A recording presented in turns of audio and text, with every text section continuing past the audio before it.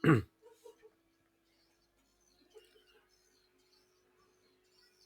selamat pagi semua. Jumpa kembali bersama Magna Trader.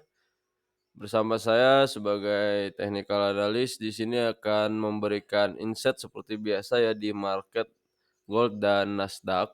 Oke, di sini saya menjelaskan untuk supply and demand ya.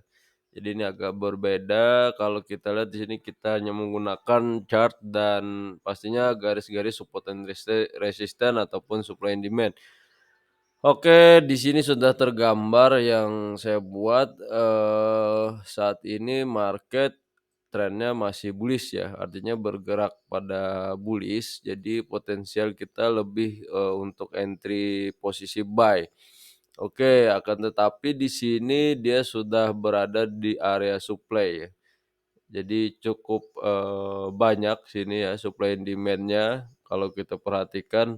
Nah, di sini pola yang saya buat memang, di beberapa titik garis sehingga saya menjadikan dia blok area supply ya, dan juga di sini area demand-nya. Nah, di sini kita ketahui kemarin, marketnya sudah rejection dan dia masih melanjutkan ke bullish ya, kalau kita lihat secara daily. Nah, maka kalau kita lihat lagi, kalau memang mengejar resisten nih areanya ada di sini ya, di 2018 ya.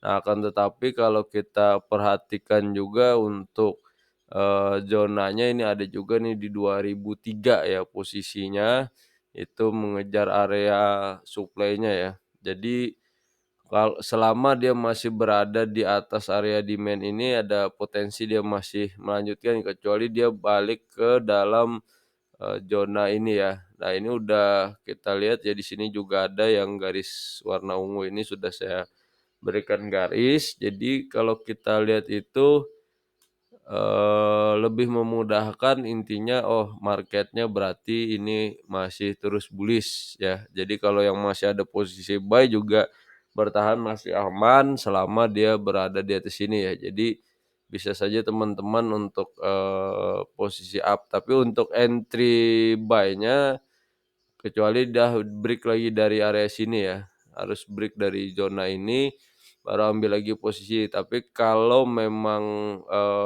di bawah sini, ya udah kita tunggu aja sampai dia nanti lebih cenderung bergerak bullish atau bearish gitu ya. Artinya kalau dia sudah bergerak di atas sini, potensinya masih bullish ya, atau masih bergerak, uptrend-nya, oke.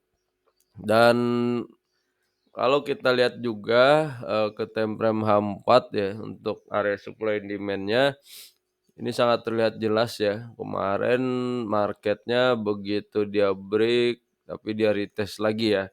Artinya nih, posisinya base atau jadi sideways di time frame H4, kan tetapi dia benar-benar rejection di area support sini, maka teman-teman yang mengambil posisi ini untuk buy kemarin itu luar biasa sekali.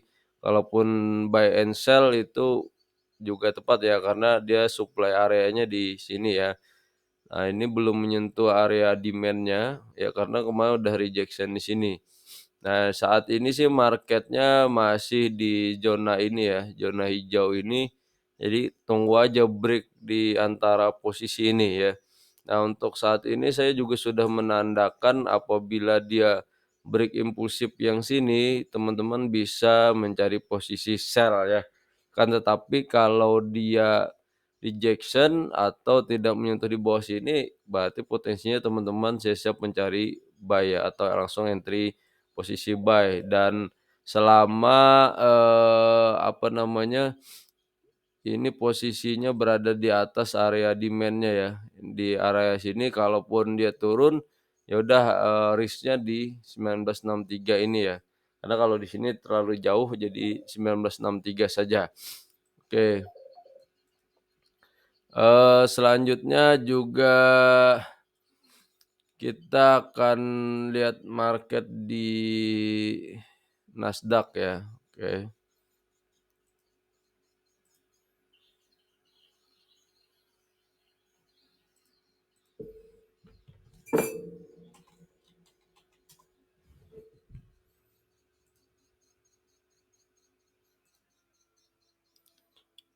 Oke, ini masih gold, sorry, dan kita akan ke Nasdaq.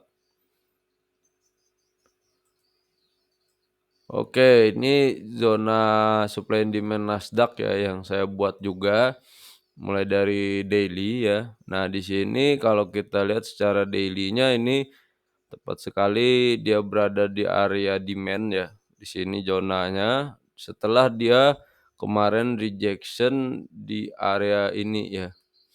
Nah, ini yang dari sini kemarin, karena ini secondary-nya setelah rejection di sini turun ya.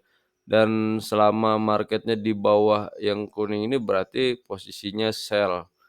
Ya kemarin untuk entry sell-nya kita sudah, dapat ya. Kemudian, untuk selanjutnya juga kalau dia naik itu pastikan dia harus nge-break sini ya kalau memang mau cari posisi buy-nya lagi.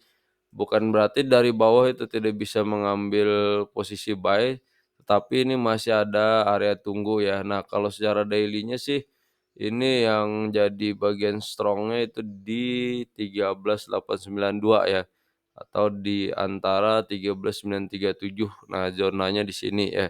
Kemudian, ini ada 14.078 nanti akan saya jelaskan juga ada garis ini 14.428-nya ya.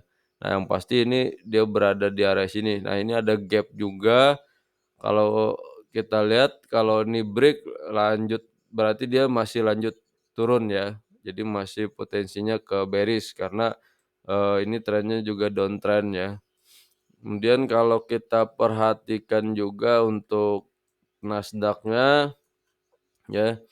Nah, ini kalau dia mau bullish ya artinya, strong bullish bergeraknya, ini harus nge-break yang 14.428. Tapi kalau dia rejection juga di sini kemungkinan besar itu dia akan naik sampai 14.428, setelah itu dia drop lagi gitu ya. Nah, setelah itu, apa namanya, kalau dia masih lanjut turun, berarti ada potensi dia sampai dengan 14.078 ya. Nah, di sini kita akan lihat, balance-nya ya, soalnya ini saya ngambil balance-nya, ya. Ini balance terjauhnya ini ya.